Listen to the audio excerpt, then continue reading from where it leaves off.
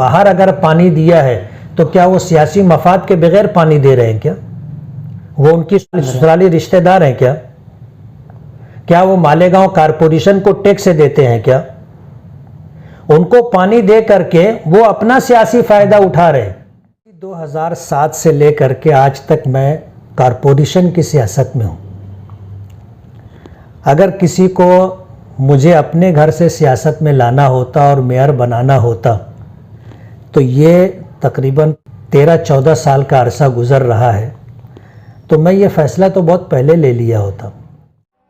राजधानी राजधानी राजधानी। आदाब, न्यूज़ मालेगांव में आपका इस्तकबाल है। एक मरतबा फिर हम रुकन असम्बली मुफ्ती इस्माइल कासमी को आपकी अदालत में पेश कर रहे हैं। आइए जानते हैं उनसे कुछ अवामी सवालात के जवाबात। मुत्तहदा महाज के एक कारपोरेटर के मुताबिक आपने स्टैंडिंग कमेटी की रुकनियत के लिए फिर रुकनों 3 लाख रुपया लिया है। उनका ये दावा कितना सच्चा है? बात कैसी है कि स्टैंडिंग कमेटी में हम लोगों ने ये तय किया कि किसी को भी भेजना है तो 1 साल के लिए भेजेंगे, और आज 4 साल का अरसा गुज़र गया। 4 साल के अरसे में आप लोगों से ये मालूम कर सकते हो कि जिनको हमने स्टैंडिंग में भेजा है उनसे हमने कितना पैसा लिया। स्टैंडिंग में सभी जाने के ख्वाहिशमंद होते हैं, इसलिए कि वहाँ पर माल मिलता है। अब इस बिना पर हम सबको नहीं भेज सकते थे। अगर 2-2 साल का टर्म होता तो हमारी तरफ से 5 लोग जो है जा सकते हैं। अगर उनका 2 साल का हम पीरियड रखेंगे तो 5 और 5 2 10, ऐसे तकरीबन 15 लोग जा सकेंगे। 1-1 साल के लिए अगर हम रखते हैं तो हम 25 लोगों को स्टैंडिंग कमेटी में भेज सकते। अब स्टैंडिंग कमेटी का जो टर्म होता है वो 2 साल का होता है।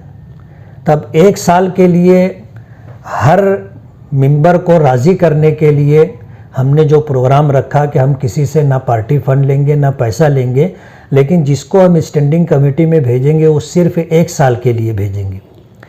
आज क्या है कि जो ये इल्ज़ाम लगा रहे हैं वो लोग हमें छोड़ करके जाने की राह तलाश कर रहे हैं, और सियासत में इस तरह के इल्ज़ामात लगते रहते हैं।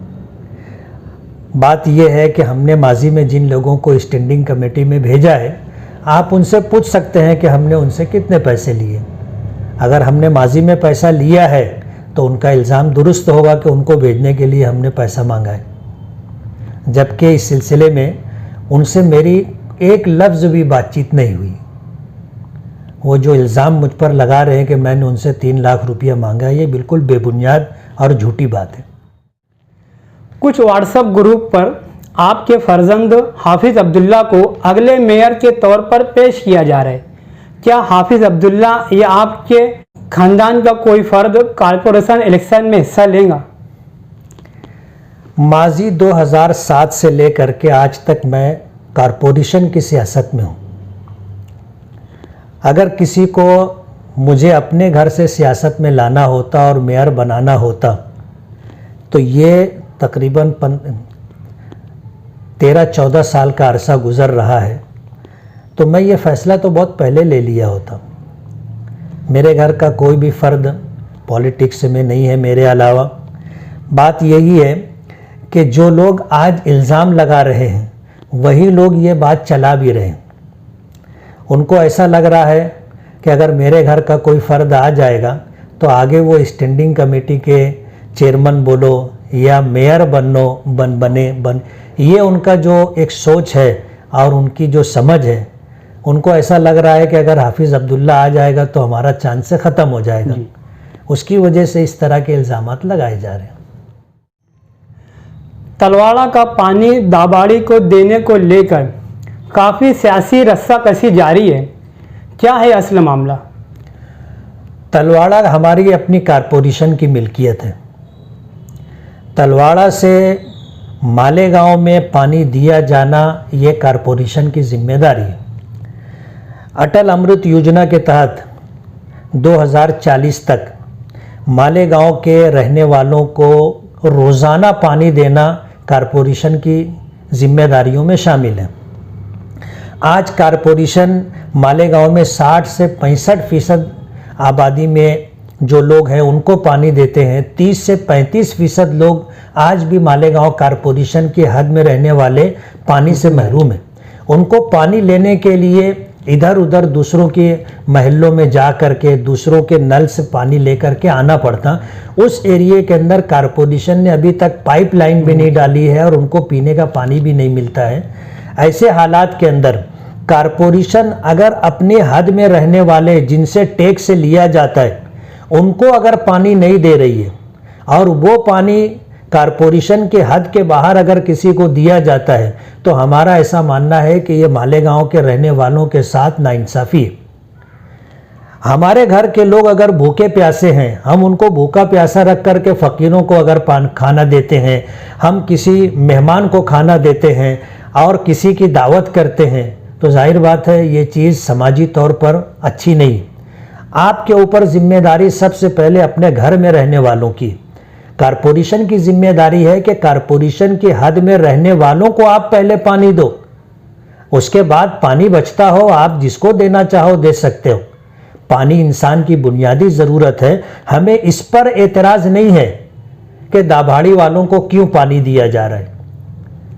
हमारा ये बोलना है कि आपके पास अगर पानी अपने लोगों को देने के बाद बचता है तो आप देने की बात करो।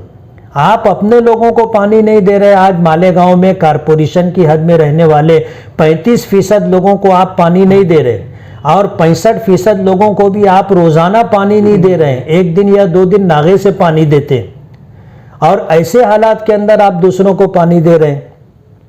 हमारा एतराज़ ये है कि पहले मालेगांव की कारपोरेशन हद में रहने वाले, कारपोरेशन को टैक्स अदा करने वाले लोगों को आप पहले पानी दो, एक बात। दूसरी बात, चनकापुर से अगर दाभाड़ी को पानी दिया जाता है तो चनकापुर से और बहुत सारे देहात के लोगों को पानी दिया जाता है। आज तक तो हमने कभी एतराज़ नहीं किया, आपने सुना भी नहीं होगा। 1400 MCFT पानी मालेगांव का कोटा है जो मालेगांव को मिलना चाहिए और वो पानी जो है 4-5 रूटीन के अंदर तलवाड़ा डैम जो कारपोरेशन की अपनी मिल्कियत है उसमें आता है और उसके ज़रिए से फिर मालेगांव के लोगों को पानी मिलता है। चनकापुर का पानी मालेगांव के लिए गिरना डैम के पानी से बेहतर है। वजह उसकी यह है कि चनकापुर का पानी जो है वो कुदरती बहाव के साथ मालेगांव पहुंच जाता है, जबकि गिरना डैम से पानी हमको उठाना पड़ता है और 6-7 करोड़ रुपये सालाना इस पर हमको खर्च करना पड़ता है। ये जो सूरत हाल है कि आहिस्ता आहिस्ता गिरना डैम के पानी की मिकदार बढ़ाई जा रही है, चनकापुर का पानी कम लिया जा रहा है। आज के हालात के अंदर कारपोरेशन के लोग चनकापुर से 10% पानी उठा रहे हैं और 90% पानी गिरना डैम से उठा रहे हैं। ये एक इंतहाई सोची समझी साजिश और प्लानिंग है। चनकापुर का जो कोटा मालेगांव के लिए मुख्तस है उसको ख़त्म करने का प्रोग्राम है और इस प्रोग्राम में कारपोरेशन के ऑफिसरान और इसी तरह आउटर के रहने वाले हमारे हिंदू भाई सभी लोगों की पूरी प्लानिंग है।